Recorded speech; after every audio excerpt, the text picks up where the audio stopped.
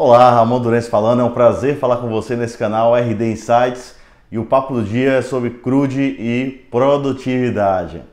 Quem de vocês nunca passou por uma discussão de produtividade nos projetos de software? Então você está participando de um canal exclusivo sobre insights voltado para software diretamente da trincheira.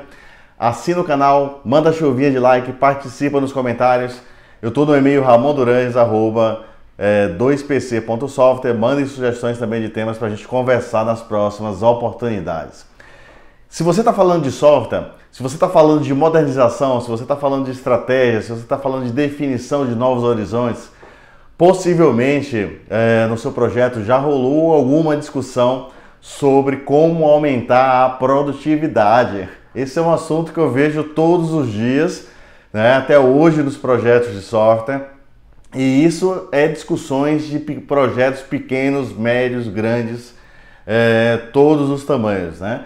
Todo mundo quer ser produtivo, mas eu não vejo discussões sobre como melhorar a qualidade, como aumentar o reuso nos projetos de software, como tornar o desenvolvimento mais seguro, mais simples, mais escalável, testável. Vocês observam essas discussões? Eu só tenho visto discussões em torno de criar um novo CRUD, criar uma nova tela, como se desenvolver software fosse fazer tela, tá? Talvez esse seja um dos grandes erros ainda da humanidade de software, tá? Porque é uma questão de visão, né? A gente tem que parar de achar que desenvolver software é fazer tela, né? E começar a entender o tamanho da complexidade das implementações. Então, hoje, sem usar uma inteligência artificial de alto nível, que nós ainda não temos publicamente disponível em mercado, você vai fazer simplesmente um CRUD, né?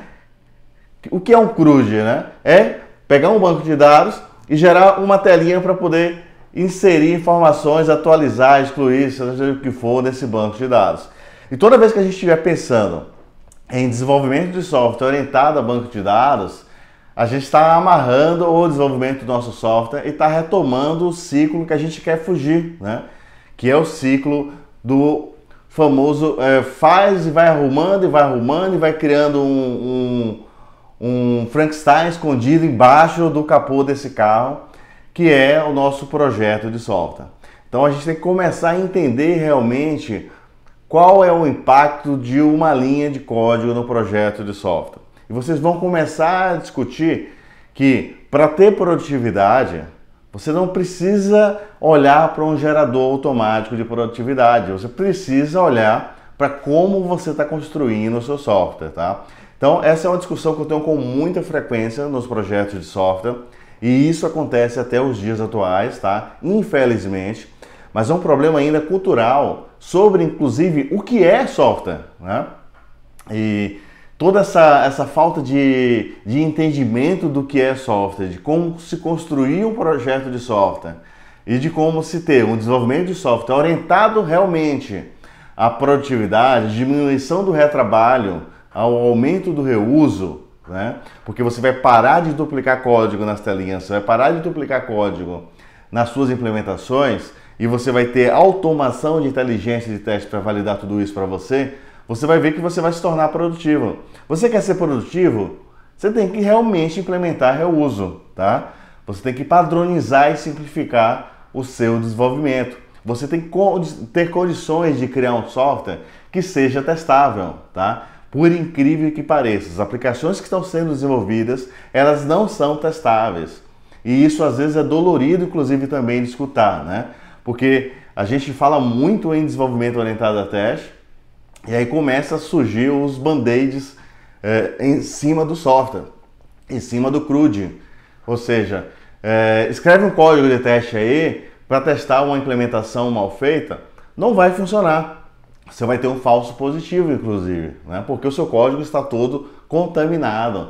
Às vezes eu paro para explicar numa conversa como funciona um bloco de código.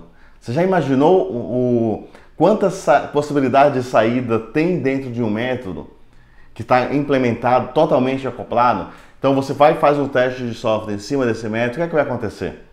Ah, deu verdadeiro. Não, você não está tendo uma eficiência nos seus testes, porque se você não tiver um projeto de arquitetura e um trabalho rígido, separando a responsabilidade do seu código, definindo exatamente cada responsabilidade e depois isolando as dependências, para que quando você vai fazer o seu teste automatizado naquele bloco de código, você precisa ter a garantia que você está testando exatamente aquele bloco de código. Você não pode ter um vínculo com outra dependência, porque senão você vai ter que testar essa dependência, e não é o objetivo daquele foco, daquele ponto específico de teste, tá? Então esse é um princípio fundamental, e é um princípio que, quando você começa a pensar nisso, ele aumenta a sua produtividade. É simples, né? Porque se você vai deixar de manter um método de 5.000 linhas para manter um método de 20 linhas, você já tem um ganho absurdo, né? Em tudo. Na simplificação da manutenção, na probabilidade de ter menos erros, né? E principalmente simplificando aquele método para ser um método também mais testável. Porque se é fácil você manter, é fácil também de você testar. Está muito entrelaçado. E isso envolve, assim, um esforço grande na mudança de mindset, na mudança da forma de pensar. E pensar, apesar de ser de graça, ele às vezes custa caro, porque envolve mudança de paradigmas. A gente tem que parar de achar que software brota do chão assim, feito água. Não sei se vocês já viram água brotando do chão, né? Software não surge assim, né? Software é um trabalho intelectual que exige planejamento e exige estratégia, além da infraestrutura tecnológica moderna, tá? São esses pilares, né, que vão promover a mudança no seu desenvolvimento de software. Então, imaginar simplesmente que você criou uma telinha 1 para 1 de um campo, com a visualização desse campo na tela, que você está resolvendo o seu problema de produtividade. Você não está resolvendo, a própria história mostra isso para você. Quem até hoje não descobriu isso? Fala para mim. Levanta o dedo aí se tem alguém que ainda não descobriu, né? Que fazer software como você faz a vida toda não funciona mais, tá? Então é essa mudança de ciclo que a gente tem que trazer para todos os projetos, tá? E isso envolve nós, profissionais de tecnologia, profissionais de software, e todo o ecossistema envolvido, porque hoje um projeto de software envolve todo mundo, e você precisa explicar para todos que participam dos seus projetos o que é um projeto de software. Eu acho que não dá mais para você esconder essa informação nos seus projetos, tá? É fundamental você explicar como funciona uma implementação de software. É fundamental você explicar o quanto de problema que você tem e que você não consegue nem prever quando você está mantendo um software mal implementado. E se você começa a dar visibilidade, porque o seu cliente, o seu esposo, o seu PO, todo mundo que participa do seu ecossistema de software, eles já têm o sentimento que vocês não estão conseguindo entregar uma experiência legal nas aplicações, mas eles não sabem a profundidade dos problemas. Então, isso é super importante vocês discutirem e demonstrarem cada vez mais que não adianta ficar pensando como CRUD, tá? É necessário entender o software desde o backlog, decompor ele corretamente, separar a visão do que é o software, de qual é o problema que você está resolvendo, de como você vai resolver esse problema e como você vai transformar isso lá na hora de codificar, né? Nas suas classes, nos seus métodos, e como você vai isolar as camadas estratégicas da sua arquitetura para que você consiga realmente, durante o desenvolvimento, implementar uma prática de TDD. Que quantos anos nós falamos de TDD e está tão distante ainda do mercado? Por quê? Por dois fatores, né? Primeiro, a gente precisa explicar para o mercado como se desenvolve software. Isso é fundamental, né? Que software não é fazer sisteminha. Desenvolver software não é fazer CRUD, tá? E aí, o segundo ponto, nós, profissionais de software, precisamos assumir parte da culpa também, que não adianta você ter simplesmente uma tecnologia evoluída, a última versão da plataforma de desenvolvimento, se a gente está ainda olhando para o banco como CRUD, né? Então, assim, você tem que desacoplar essa forma de pensar, praticamente. né? E repensar como você está separando toda a responsabilidade, e porque essas regras de negócio que vão gerar a famosa manutenção infinita. E aquela manutenção que você vai fazer uma ajustezinho, uma história numa ajustezão, uma história numa outra tela. Quem de vocês já viu isso hoje? Né? Quem de vocês está vivendo isso hoje? Quem de vocês está trabalhando em um projeto que trabalha o dia todo, tem um esforço absurdo e não chega do outro lado, porque no final do dia você fica com a sensação que não entregou nada, né? E aí quando você começa um projeto novo agora, começa do mesmo jeito. Vocês já viveram esse cenário? Deixe-me saber. Participa nos comentários, assina o canal. Esse é um bate-papo direto da trincheira, tá? Eu trago provocações sobre o dia a dia do profissional de software para que a gente consiga discutir novas estratégias e refletir sobre como nós estamos construindo as nossas aplicações. É dessa forma que nós vamos conseguir definir um novo futuro para o nosso software. Participa também do nosso canal RD Insights no Telegram. Eu vou deixar o link aí nos comentários. Você pode participar lá, discutir. A gente pega algumas discussões e transforma também em novos vídeos para que vocês consigam propagar essas discussões sobre desenvolvimento de software, tá? Então, não basta simplesmente aprender uma linguagem de programação. Não basta simplesmente aprender como funciona um banco de dados. Talvez isso funcionou lá atrás, há 30 anos. Hoje não funciona mais. O teu mercado, o mercado hoje que está se demandando cada vez mais software, nesse cenário que nós vivemos de transformação digital, ele demanda também por aplicações preparadas para esse novo momento. É simples assim, né? E se você tenta entregar aplicações quadradas, crudes e afins, fábricas de pastel, fábricas de pão de queijo, adoro pão de queijo, tá? Adoro pastel também, mas não como software. Se você acha que isso ainda vai funcionar, não vai. Não se iluda, não caia nesse ecossistema que ele não atende a dinâmica do mercado, porque você precisa fazer mais evoluções e você não consegue fazer. O que eu mais escuto eu não consigo evoluir a minha plataforma de desenvolvimento, o meu software, sendo que a minha empresa está demandando muito da nossa área e a gente não evolui. Não evolui porque a gente não consegue. Cada mudança que a gente faz quebra em um lugar, tá? Ou seja, o teu software crude, todo acoplado, ele não tem capacidade de atender a dinâmica do mercado. E o mercado demanda por evolução constante, por um desejo, por uma necessidade de negócio.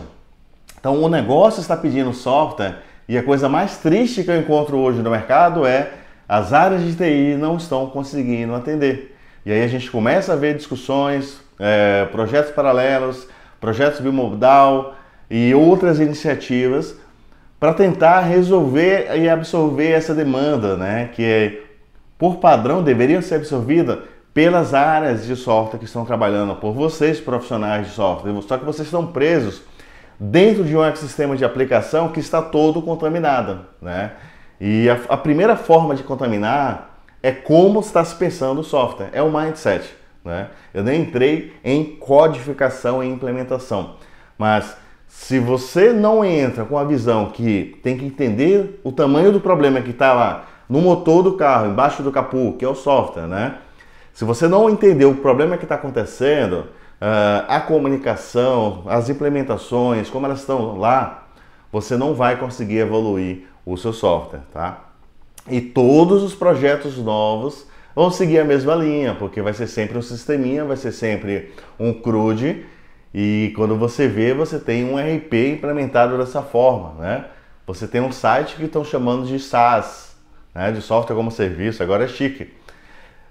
E isso, quando você vai representar na prática, isso vai gerar um delay muito grande do posicionamento do software que você está desenvolvendo no mercado, porque não tem qualidade, você não consegue manter a qualidade, você não consegue manter tempo para olhar para a performance, você não consegue ter uma plataforma que seja escalável, porque está toda moldada como uma coxa de retalhos, tá? E isso não é microserviço, né? Isso está muito abaixo do monolítico. Ainda é um mindset pré-client-server. Como se a gente estivesse saindo do modelo procedural que eu trabalhei, tá? para o modelo pré-orientação a objeto. Então, assim, grande parte das aplicações do mercado ainda estão presas dentro desse contexto, tanto técnico quanto cultural. Né? São dois problemas que eu estou tocando aqui junto. Então, a gente tem que mudar a nossa cultura, a nossa forma de pensar, e a gente tem que buscar, sim, novas estratégias, senão você vai repetir o mesmo padrão de implementação. E aí, quando eu falo na questão do mindset, ele envolve fora das fronteiras da área de tecnologia, justamente porque a gente precisa explicar o que é software para o executivo, para o demandante da área de negócio, para todo mundo que participa do projeto e pede novas implementações. Eles precisam entender que cada implementação ela tem um custo, tem um impacto. E se ninguém está calculando o retrabalho que já tem hoje, vocês estão fazendo um projeto à deriva, né? E as pessoas não gostam de calcular retrabalho. Eu cobro isso de todo mundo. Quanto você tem de retrabalho? Parece que é uma fórmula secreta, ninguém conta. Então, fazer uma coisa, jogar e passar o restante da vida remendando aquilo, você está tendo um retrabalho, ninguém está medindo isso. E isso tem um custo de débito técnico tão impagável que muitas empresas estão saindo do mercado porque não estão conseguindo adaptar as suas plataformas de aplicação para a dinâmica que ele precisa. E aí eu estou falando de você não conseguir se posicionar dentro de um eixo de transformação digital. Você vai perder clientes, você vai perder fornecedores, você vai perder profissionais, porque ninguém vai querer passar a vida toda trabalhando num projeto em pânico, né? E a pressão hoje dentro da área de software ela é muito grande, só que é uma pressão totalmente ligada ao desperdício. Porque, não, a gente está numa pressão, mas a gente está inovando, a gente está construindo uma nova experiência para a empresa que vai usar o nosso software, uma nova experiência para... Não, essa pressão ela está sempre associada à sustentação, né? Ao retrabalho e ao nosso bom e velho CRUD. Então eu comecei falando de CRUD esse vídeo para trazer uma provocação, tá? Por quê? Porque no meio do caminho surgem fórmulas mágicas, né? Eu vou plugar um Cludator, sei lá, inventei esse nome agora, e vai gerar agora um novo software mágico automaticamente. De novo, o dia que sair essa plataforma de inteligência artificial, eu apostarei nela. Até lá, não passa mais do mesmo, né? Então, assim, olhar para um cenário e reconstruir igual. Então, para de se enganar. A gente tem que entender que para mudar o seu software, você precisa reescrever, separando corretamente toda a sua responsabilidade numa arquitetura moderna. Porque se você não fizer isso, você vai repetir os mesmos erros e conviver dentro do mesmo ecossistema, só que gastando mais dinheiro ainda, tá? Então, essa é uma discussão que ela acontece com muita frequência no mercado e eu tenho convivido muito com ela e vou aprofundar e repetir mais algumas vezes essa questão, porque as empresas querem ser produtivas e ainda estão achando que produtividade ela acontece sem um investimento estrutural e você precisa mudar a sua estrutura para que você tenha uma responsividade diferente dentro dos projetos de software.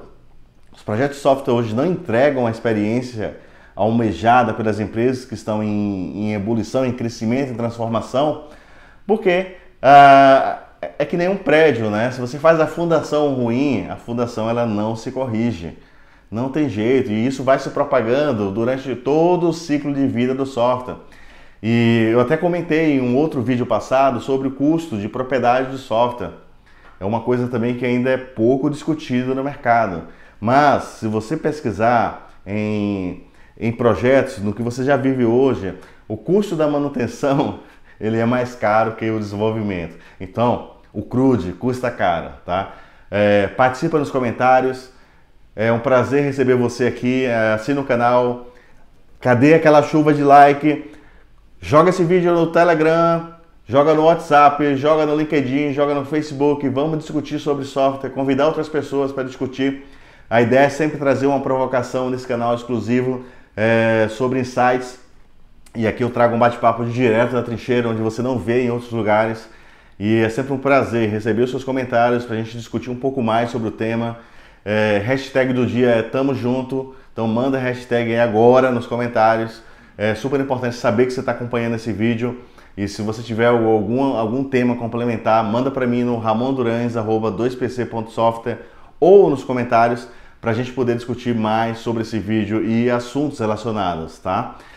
Quem quiser bater um papo sobre esse tema e outros temas voltados à arquitetura, a gente também tem uma frente sobre isso, onde eu discuto estratégias de desenvolvimento de software. Então visita aí 2pc.software e a gente apoia projetos em transformação digital de aplicação usando a nossa metodologia DevPrime.